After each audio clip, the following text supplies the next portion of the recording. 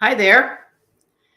Here we are. It's Wednesday, and we're ready to talk about Hi. an interesting topic for us anyway.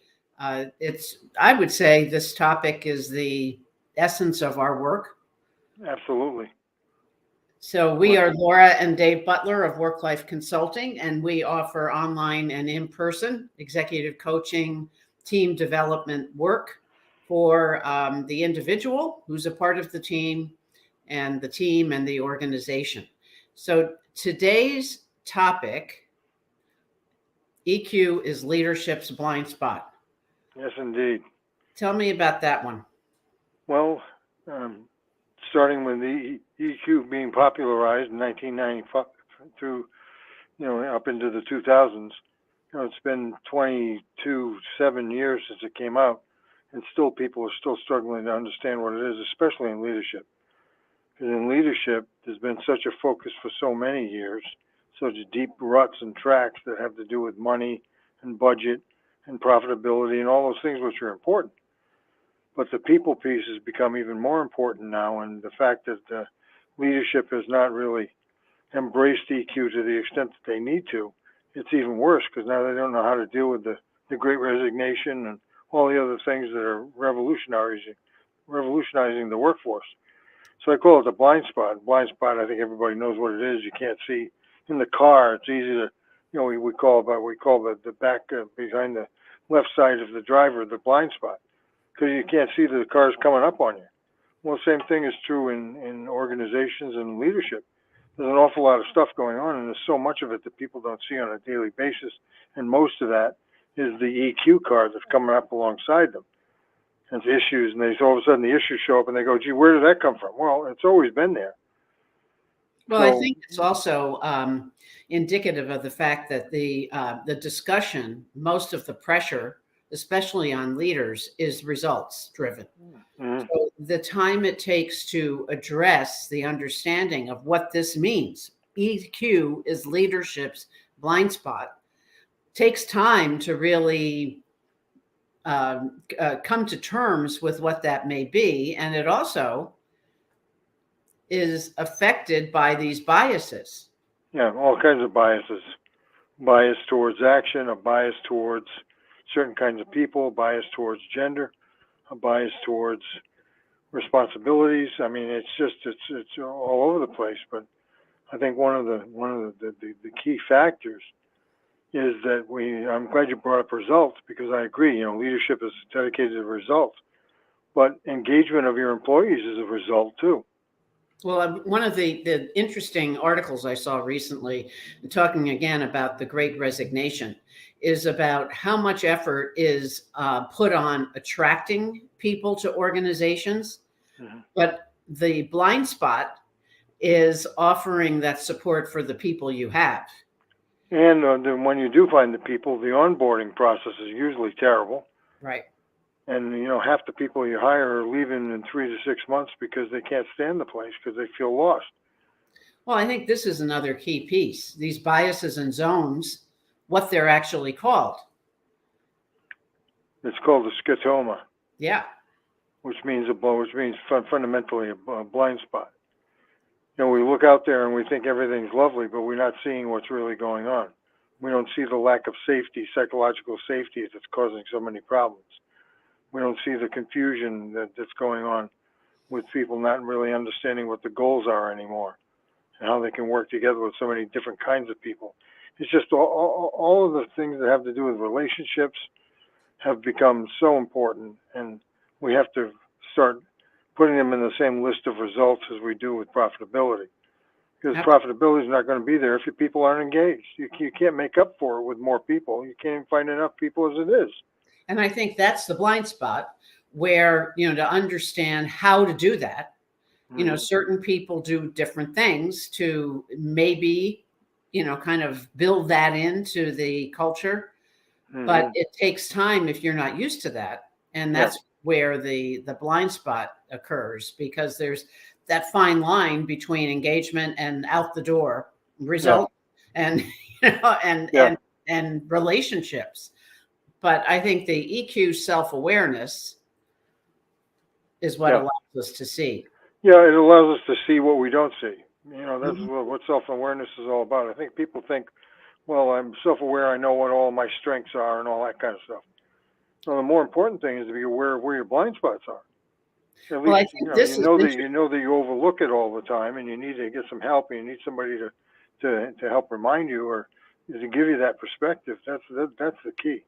Well, I think this is interesting. It could be on my part a typo or your part in what you shared with me, but I like the idea that EQ self-awareness allows us to see what we don't see, but also where we don't Where? Yeah, see. there's a what and a where. Yeah, Both are. exactly. Yeah. So we are Dave and Laura Butler of Work Life Consulting. We produce our live stream every Wednesday at 4 o'clock Eastern Time.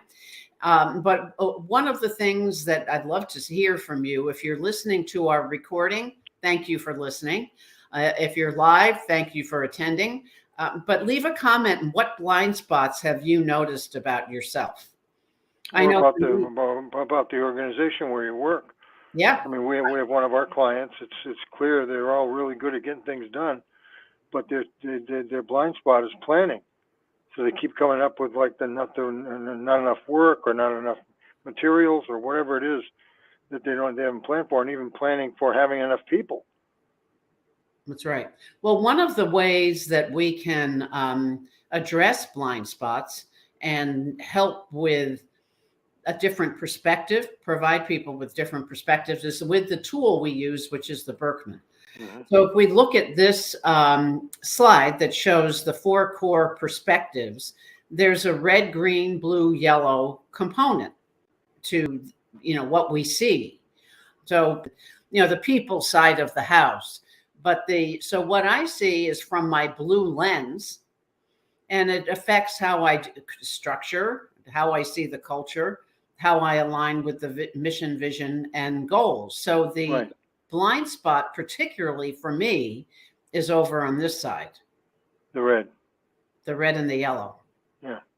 And me too. I'm mostly green. Yeah, so for us, here we have our business together. Guess what we overlook and causes our blind spots? Right. Our blind spots compound each other. I have the blind spot. You have the blind spot. Pretty soon we're real busy doing the green and the blue, but what about the red and the yellow? Oh, yeah, that stuff.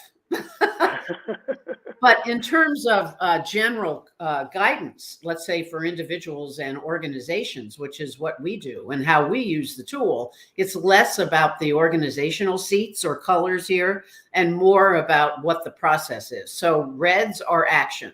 So reds are the doers. They go get it. They don't have a blind spot there at all, but their blind spot could be over in the diagonal opposite, over in the blue, where rather than take the time to plan and hold back a little bit and assess what's going on, they push the button.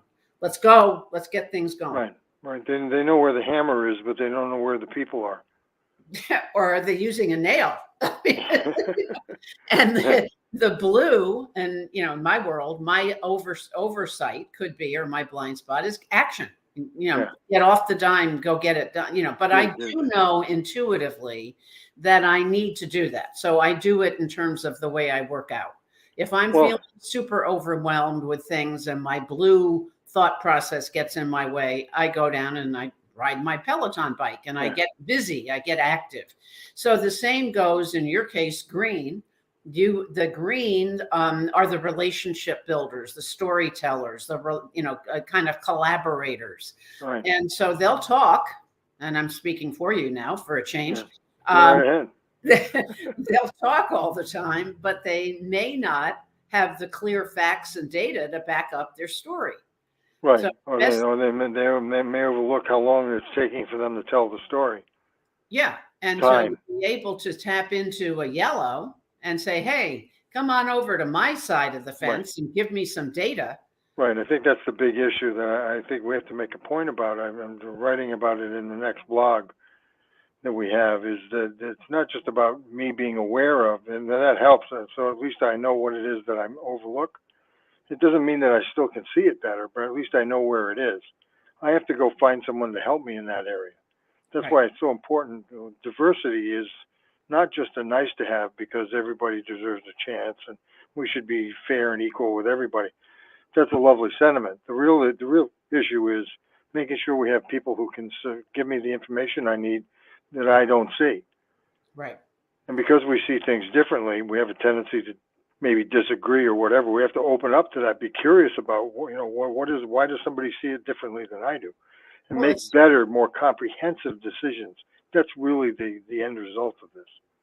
yeah, it really is the ability. That's where self-awareness comes in, and the ability to help each other have those conversations. And if something is going wrong, we know we tap into somebody. Maybe they're not our best friend. They don't have to be. They don't have to be. They can go and help us. And the same goes for Yellow.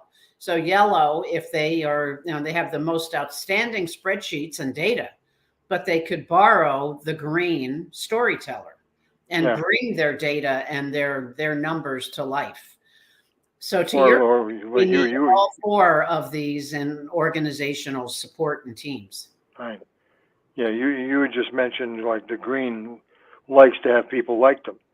So they look for a friend. They think that they need to be friends.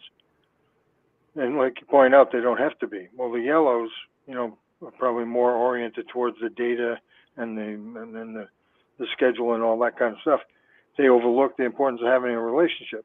So the same thing is true in that direction, as being able to interact with each other. The yellows need to build more friendliness, if you will, more connection, more relationships. The greens need to not focus on that so much and focus more on the facts and the figures.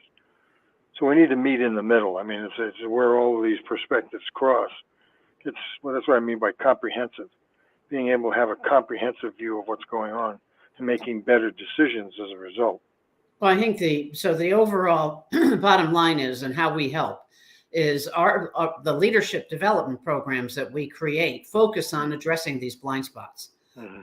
Yeah. So I love to help within the momentness, if you will.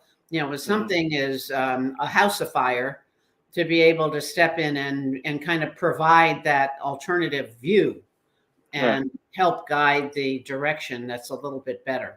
Well, in all these years that we've been doing this, and I've never once gone into a situation or a company where they were complaining about not knowing enough about the budget. They may have complained they didn't have enough budget, but they knew all they needed to know about the budget. The blind spot was always the people. Why are they doing that? Why aren't people working better? Why aren't they working together? Why can't we get on the same page? That's always it's the same problem over and over again. Mm-hmm. That's why I see that's the EQ is the blind spot. It's not the IQ. Mm-hmm. Exactly. So if you're listening to this on the recording, let us know what your blind spots are. Sometimes even just writing them down and addressing them in a comment kind of eliminates them a little bit. You can check out our website, worklifeonline.com. That we have a quiz up on our pop-up right now, which is on being emotionally smart. So please check that out and join us weekly. So we'll be here for new topics each week. Well, another people have said to me, well, how am I supposed to see my blind spots if they're blind spots? Well, one of the best ways to do that is just to simply start categorizing the problems that should come up for you on a daily basis. Are they mostly budgetary? Are they mostly planning? Are they mostly people? Or are they mostly results and goals? You can color them if you want, red, green, blue, or yellow, but that's the point is the areas where the problems usually are coming from for you are probably the areas where you have the blind spot. So I'm going to take that as a to-do on my list. So thank you for listening. We'll see you next time. And we're going to play a little, as we always close out our live streams, with our dear friend Elliot Lewis and his music. So thanks for listening.